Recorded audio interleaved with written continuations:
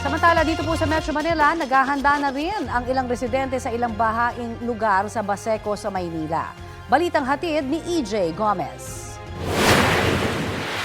Ang pamilya Pinca, 3 dekada na raw naninirahan sa Block 1 Gasangan, Barangay 641 sa Baseco, Maynila.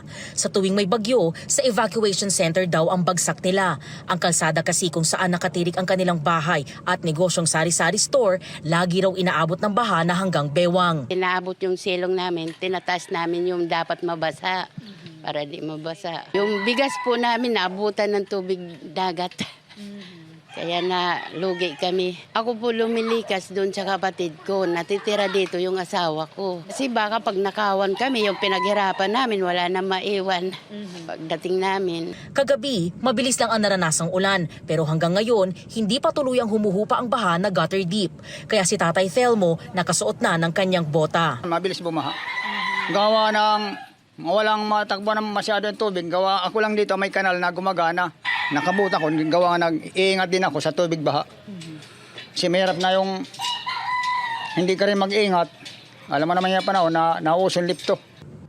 Nakahanda naman daw ang Baseco para sa anumang emergency ngayong may bagyo. Nakaready na po ang ating emergency equipment at ating rescue boat para sa ngayong bagyo na signal number 1 po ang ating Manila. Yung mga evacuation po, center po natin is nakahanda na para sa mga taong lilikas po ngayon.